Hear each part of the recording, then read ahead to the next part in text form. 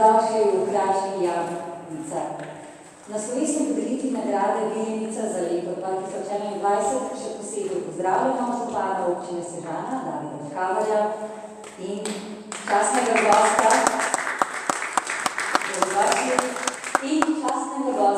Jozefa Lemšterja.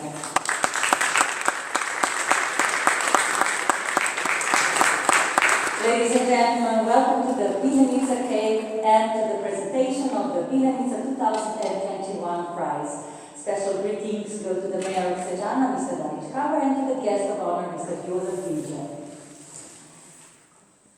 Jama Vilenica, ta kraški biser, slovi kot prva turistična jama na svetu in kroži vse od 17. stoletja dalje.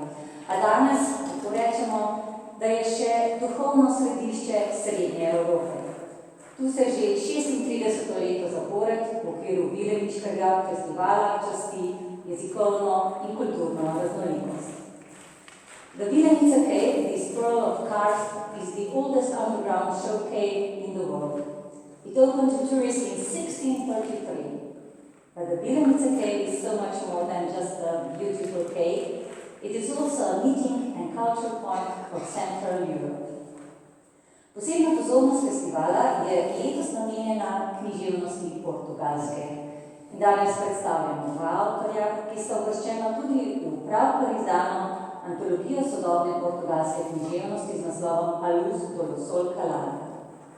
In this year's focus are Portuguese writers. Today we are presenting two authors that were included into the new anthology of the Portuguese literature. Prvi izmed avtorjev je Sandro William Junqueira. Rodil se je v današnjem Zimbabveju, na Portugalsko pa je prišel, ko je bil star 2 leti. Je avtor 3 romanov, pesniške zbirke ter otroških in mladinskih knjig. Za eno izmed njih je prejel nagrado Društva portugalskih pisateljev. Sandro William Junqueira was born in present-day Zimbabwe and came to Portugal when he was 2 years old. He is the author of 3 novels, a collection of poems, and several children's and youth books, one of which also received the Portuguese Writers Association Award. Prisluhnimo portugalskemu zvenu.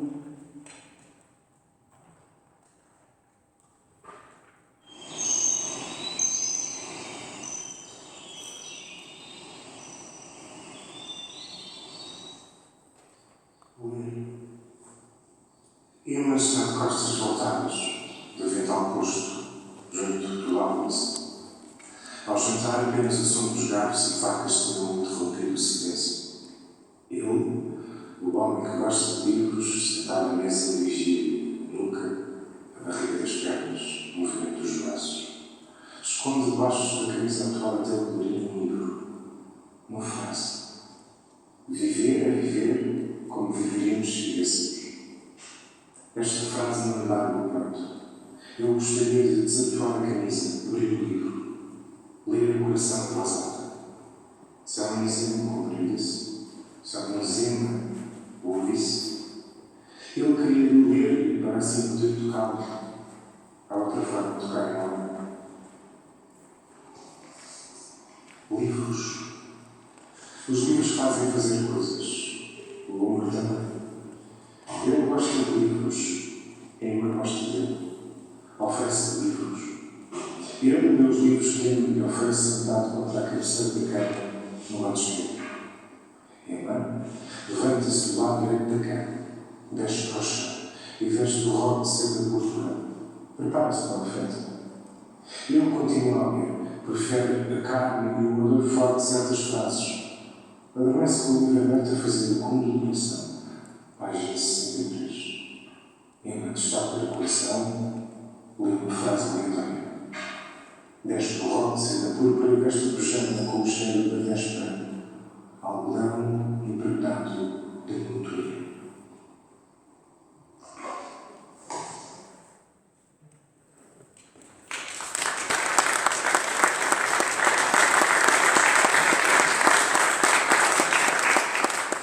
Knjige naredijo, da se zgodijo stvari, zato smo danes v Viljenici. Drugi portugalski avtor. Alvaro Seca je pisatelj in raziskovalec, ki živi v Bernu, kjer je na tamkajšnji univerzi doktoriral iz digitalne kulture. Kot pesnik sledi tradiciji portugalske, a jo spaja s tradicijo severa Evrope. Álvaro Seika is a writer and a researcher who lives in Bergen. He holds a PhD in digital culture from the University of Bergen. As a poet, Seika follows the tradition of Portugal, which merged with the tradition of Northern Europe.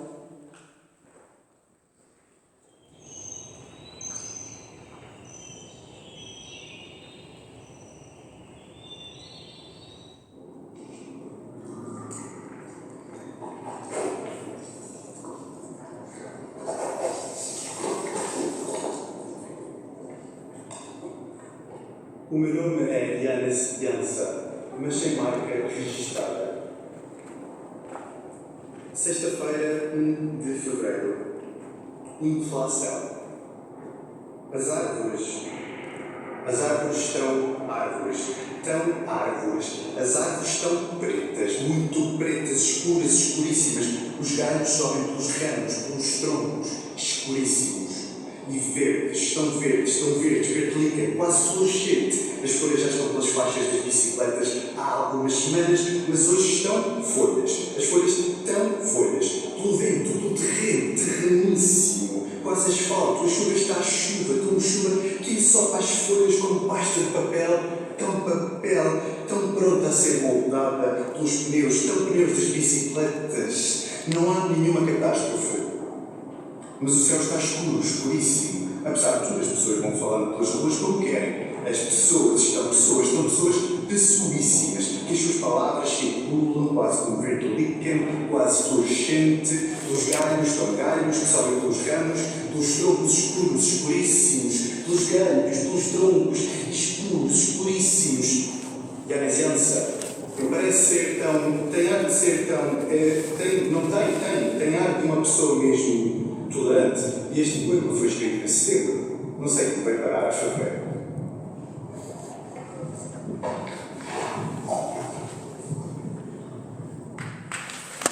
Álvaro Seika.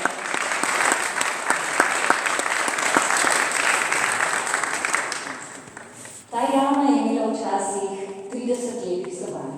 Bila je prava palača, v njej se vse razkatalo v zlatu in srebru in tu so bivale vile. Nekdaj mnogo let nazaj, kot pravi ljudska pripoved, so 3 vile vzele pridno dekletce Marinco, ki je morala tu pometati, čistiti, kuhati, imela pa je na izobilje sladkarij in drugih lepoti. In čeprav se je prav imenitno budilo v tem razkošju, je grešala mamo. Vile so jo začele sovražiti in želele so jo pogubiti. Poslala so jo zato na grad, iz katerega se še nihče ni vrnil.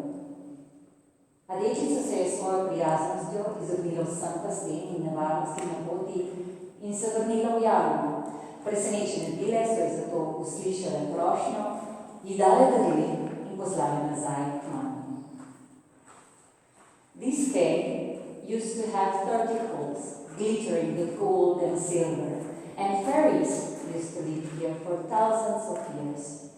A Slovenian folk tale talks about 3 fairies who took the girl called Marinca into their underground palace in the Vilenica cave. Marinca lived among the fairies and cleaned and dusted and did everything for the fairies, and the fairies gave her everything she wanted, but she was not happy. She was taken away from her dear mother. She was dreaming of her mother every day and wished to trade all the luxury of the underground fairy splendor for the poverty of her native home. Soon the fairies saw that Marinca did not love them. They started to hate her and decided to get rid of her. They ordered her to take a deadly trip to the castle nearby. But Marinca managed to overcome all the obstacles, survived, and came back safely. The fairies were astonished when they saw her back at Vilenica.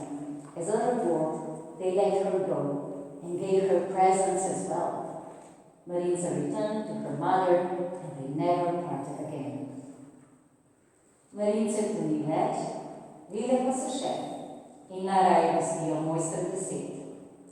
Letos je s svojim obsežnim opusom žirijo prestižne Vileniške nagrade prepričal avstrijski pisatelj Josef Winkler. And now for the moment we have gathered here. Amalia Maček, member of the jury of the Vilenica 2021 prize, will now read the laudation for the prestigious Vilenica Award, this year won by the Austrian writer Josef Winkler. Amalia Maček, lepo prosim, članica žirije festivala, bo prebrala obrazložitev nagrade.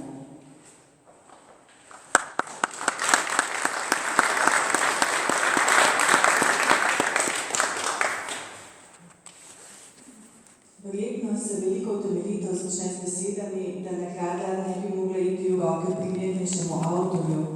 A če upoštevamo vodilo letošnje Vilenice, strah in pogum, se zdi, da bi to lahko bilo tudi vodilo avtorjevega življenja in opusa. Nadvse aktualen je stalnim opozarjanjem, da nacizem s koncem vojne nikakor ni izginil, ter ne s prostim opominjanjem, da smo minljivi. Avstrijski pisatelj Josef Winkler se je rodil leta 1953 na severokoroškem okolju, ki je bil zanj pregrobo že od samega začetka. Vse otroštvo je krepenel po tolažilnih besedah in podobah, ki v hiši presvetnik ni našel. Podobno kot rojaka Florian Lippoš in Peter Handke je v umetnosti nenaklonjenem povojnem obdobju moč poetičnega prvič izkusil in zaslutil v cerkvenih litanijah, katerih ritem je prevzel in vse do danes zaznamuje obsesivno melodiko njegovih del, čeprav je že prav kmalu razkrinkal zleganost vaške pobožnosti, ki je temeljila na ustrahovanju.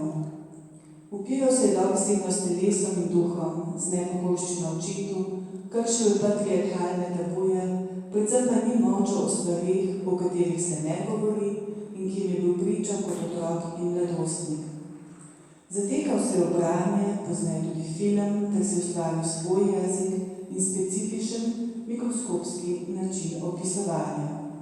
Vsak boleč dogodek opiše tolikokrat, da ga s tem pripovednim ritualom postopoma predela.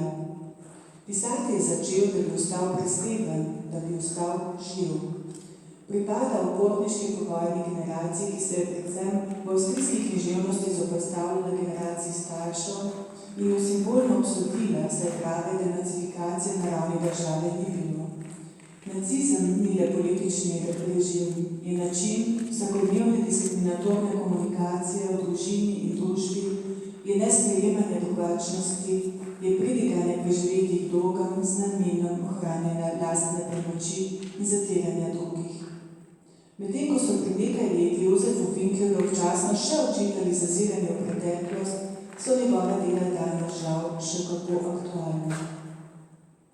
Obsežni opus, za katerega je Josef Winkler med drugim prejel najvišjo nemško nagrado, to je Büchnerjevo knjižno nagrado, ter avstrijsko državno nagrado za umetnost, se začne s trilogijo Koroški, Julia Koroška, ki je s svojim jezikom, svojim jeznim, obtožujočim, a izpiljenim in melodičnim slogom nemudoma navdušila kritike in založbo Surkamp, pri kateri njegova dela izhaja še danes.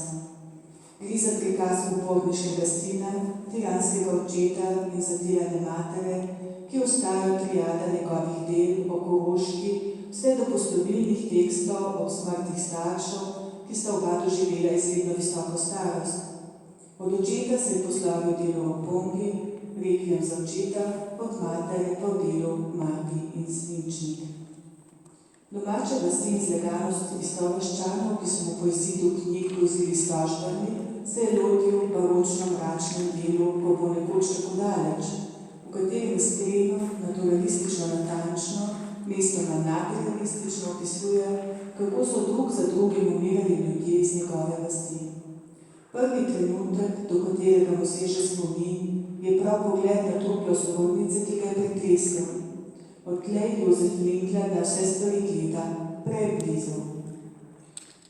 Nazadnje se je v domači vasi vrnil delu Poberi se oče ali Smrt zapiši mi v srce leta 2018.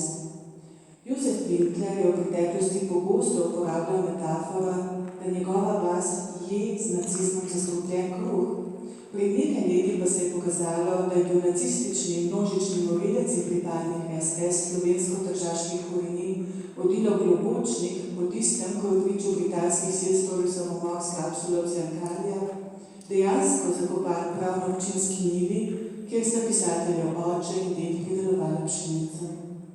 Naključje, kakršnega si ne bi mogel izmisliti niti Jozef Winkler, ki je v Avstriji znan kot odkrit in pogumen nasprotnik neonacističnih tendenc. Podobno kot drugi avtorji iz avstrijske Koroške, tudi Jozef Winkler vse življenje ostaja zaznamovan s podobami in trpljenjem svoje ožje domovine. Rojen na srednji Koroški se v otroštvu ni srečeval s problematiko slovenske manjšine, spoznaval pa jo je prav z branjem. S pretaljenim občutkom za kakovostno pisavo ter občutkom za pravičnost je kljub nasprotovanju dosegel spremembo statuta in omogočil, da je avstrijsko najvišje državno odlikovanje leta 2018 prejel Florian Lipuš. Nasprotje ozkosti domače vasi je Jozef Winkler našel v slikovitem Rimu, ki ga je prevzel z usporednostjo zgodovinske veličine, filmske magije v Pasolinijevem slogu in vsakdanje bede, ki jo prikazuje v svojem največkrat prevedenem, konciznem delu Natura Morta, ki ga sam imenuje Rimska novela in bo prihodnje leto izšlo pri Cankarjevi založbi v prevodu Štefana Weberja. Njegovo filmsko oko se sprehaja po živopisani tržnici, opazuje trzanje rib na ribji tržnici in se poistoveti s trpljenjem revnega dečka. Prometne nezgode, v katerih umrejo otroci, so še ena od nevralgičnih točk, katerim se avtor vedno znova vrača. Še dlje pa se je Jozef Winkler od Koroške oddaljil v številnih potovanjih in zapisih iz Indije.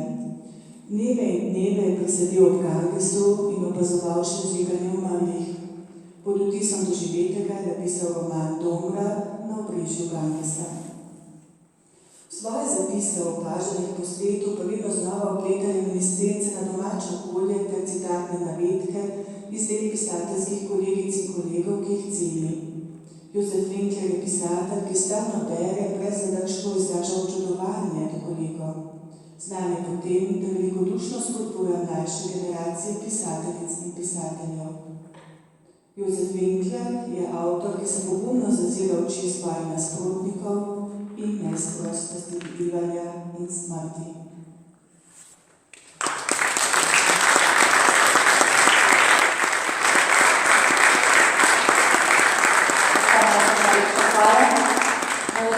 Predsednika Društva slovenskih pisateljev Dušana Merca. I would like to invite to the stage Mr. Dušan Merc, President of the Slovenian Writers Association, ter prejemnika nagrade Vilenica za leto 2021 Jozefa Winklerja. And this year's laureate, the Austrian writer Josef Winkler. Please come to the stage.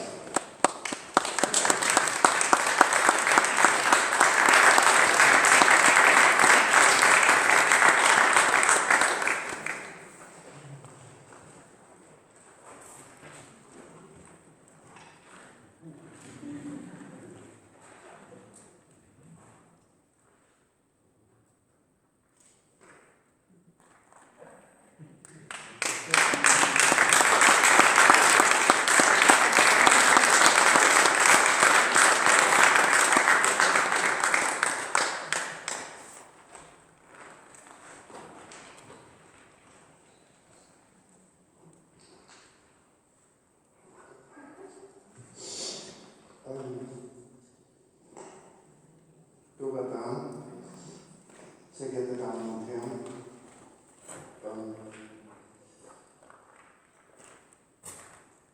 Ich beginne mit einem Zitat der deutschen Dichterin Marie von Elna-Eschenbach, die einmal gesagt hat, Geistlose kann man nicht begeistern, aber fanatisieren kann man sie.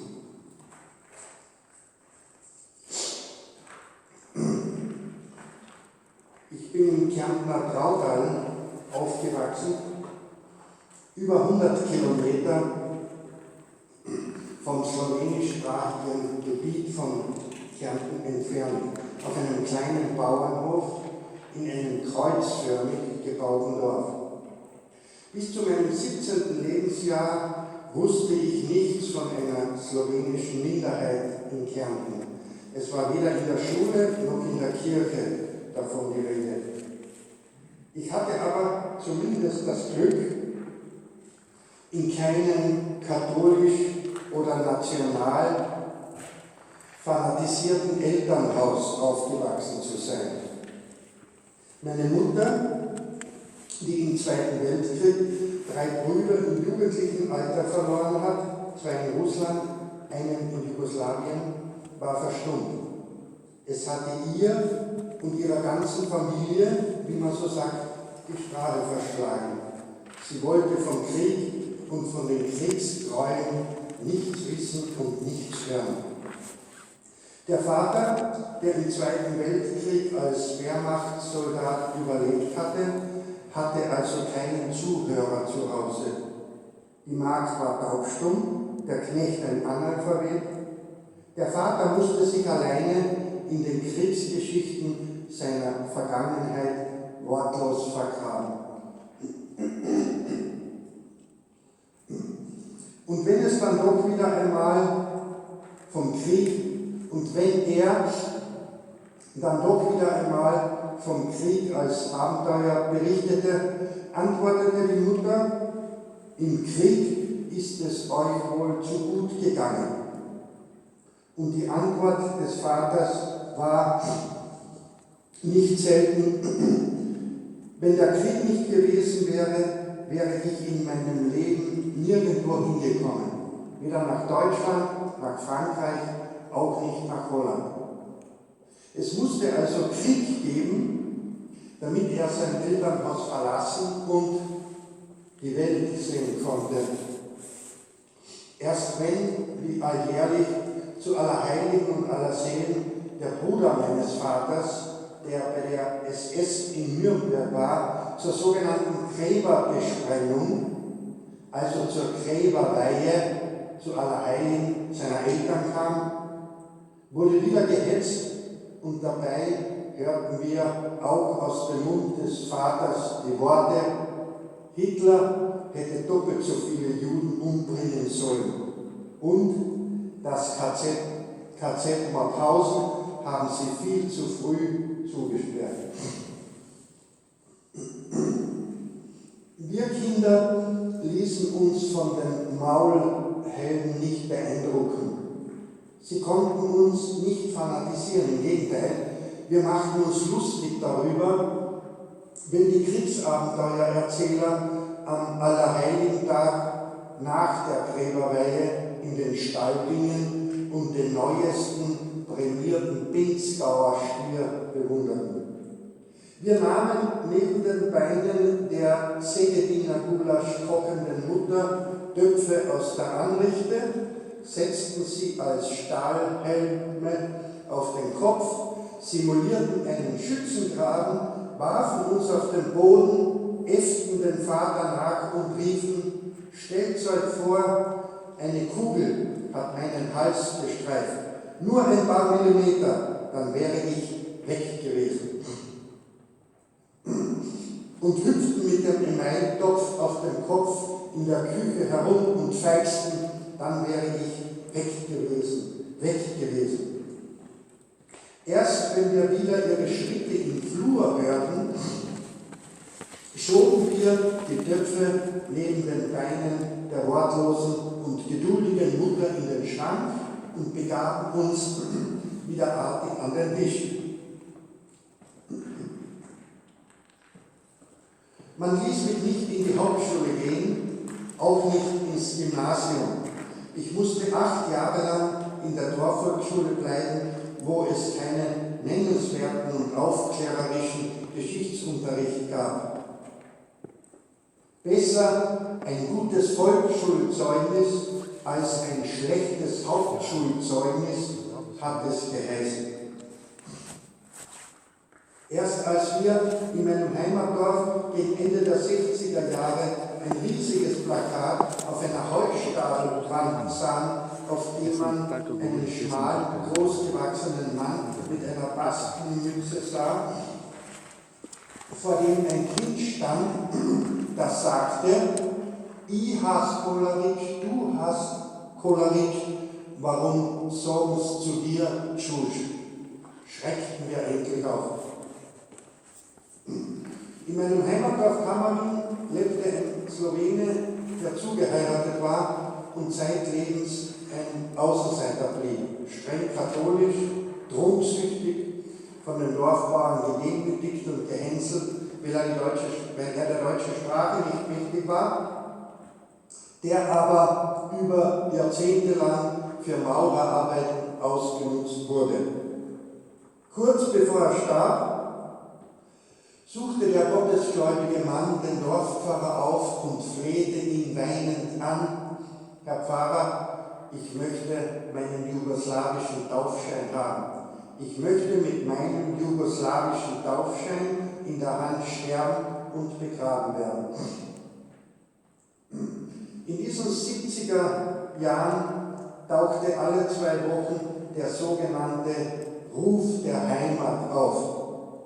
Ein gruseliges Hetzblatt des Kärntner Heimatdienstes, in dem immer wieder von einer bevorstehenden Invasion Jugoslawiens gewarnt und in der ländlichen Bevölkerung, auch in einem Elternhaus, Angst geschürt wurde.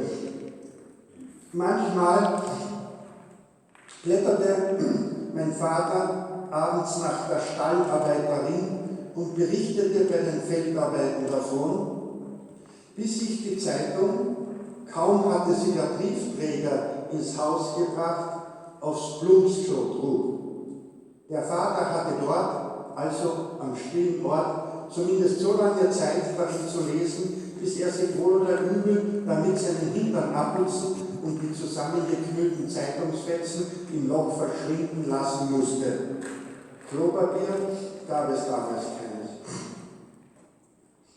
Ein paar Jahre später, als ich im Büro der Hochschule für Bildungswissenschaften in Klagenfurt arbeitete, waren es 2 Kärntner Slowenen, Germanistik- und Slawistik-Studenten, mit denen ich mich besonders anfreundete, von denen ich dann mehr und mehr vom Leben im slowenischsprachigen Gebiet von Kärnten erfuhr, das mir so lange verborgen geblieben war. Zu dieser Zeit erschienen auch erhellende Bücher von Peter Handke und Florian Lippusch, nämlich die Erzählung Wunschloses Unglück und der Roman Der Zögling Tjas. Als der Zögling Tjas in Wien von Florian Lippusch und Peter Handke vorgestellt wurde, kam auch der damalige Bundeskanzler Bruno Kreisky zur Lesung. Als Präsident des österreichischen Kunstsenats darf ich auch sagen, dass es uns Senatsmitgliedern 2018 gelungen ist, Florian Lippusch mit dem großen österreichischen Staatspreis für sein literarisches Werk auszuzeichnen. Es hat weit über ein halbes Jahrhundert gedauert, bis das erste Mal ein Kärntner Slowene, der ausschließlich auf Slowenisch schreibt, die höchste literarische Auszeichnung der Republik erhalten hat. Damit hat es sich nun auch herumgesprochen, dass die muttersprachliche Literatur der Kärntner Slowenen österreichische Literatur ist. Über die Zuerkennung des Vilenitzer-Preises freue ich mich ganz besonders. Ich danke Ihnen sehr.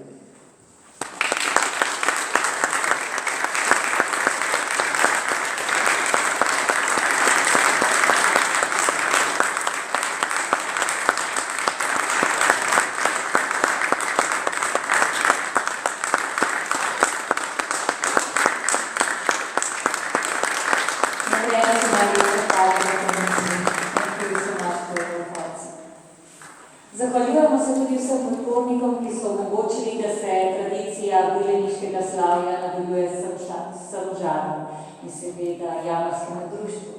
Predvsem pa se zahvaljujemo vam, obiskovalci, da vedno znova podprete festival, nastopajoče, počastite izbrane in nagrajene avtorje. Dogodke Vilenice je v 36 letih obiskalo kar 84 000 ljudi.